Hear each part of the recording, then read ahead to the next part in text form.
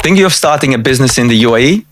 In today's video, we're going beyond the headlines and looking at the technical side of setting up in SHAMS Freezone.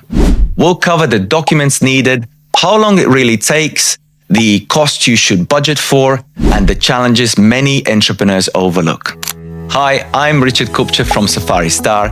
In this video, I'll walk you through step by step the setup process in SHAMS Freezone, so you can avoid surprises and plan your business launch with confidence. Let's start with the documents.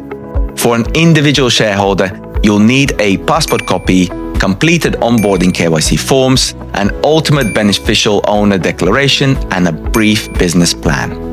If your company is owned by another entity or you're opening a branch, you'll also need your corporate documents such as certificate of incorporation, memorandum and articles of association, certificate of good standing, and a board resolution.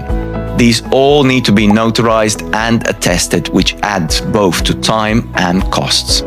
A quick tip: if you're setting up with more than one shareholder, make sure every document is consistent, as KYC checks are one of the biggest causes of delays. One of SHAM's biggest advantages is speed. Licenses are often issued in 1 to 3 working days once the application is submitted, sometimes even in the same day. If visas are required, the timeline extends to 2 to 3 weeks for establishment card, entry permit, medical tests, and Emirates ID. Banking, however, is slower. Account openings in the UAE often take 2 to 6 weeks depending on your activity and your shareholder profile.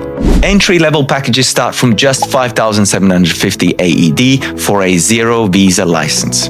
With one visa, expect the starting price to go up, starting from around 12,000 dirham. Costs of additional visas can range from 3,000 to 5,000 dirham each, covering government fees, medicals, Emirates IDs, and insurances.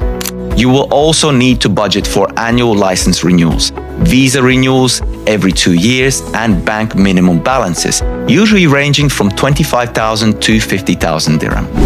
So while SHAMS is cost-effective, budgeting properly is the key. Most consultancy, media, trading, or e-commerce activities are straightforward, but others need approval or aren't available in SHAMS. Financial services like banking or insurances are excluded. Advertising and publishing may need an advertiser permit. Legal, education, or healthcare consultancy require ministry approvals.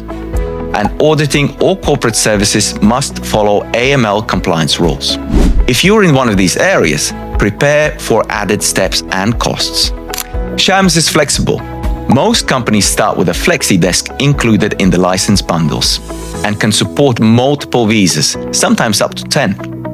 If you scale, you'll need a dedicated office inside SHAMS. Remember, your registered address must stay within SHAMS facilities. You can't use an external office. Thank you for watching this video, and I hope that this gave you a practical view of what setting up in SHAMS really looks like. Don't forget to like this video, subscribe to our channel, and hit the bell icon so you don't miss future updates on UAE business setup. Drop a comment below and let us know what's the biggest challenge you see in setting up a UAE company.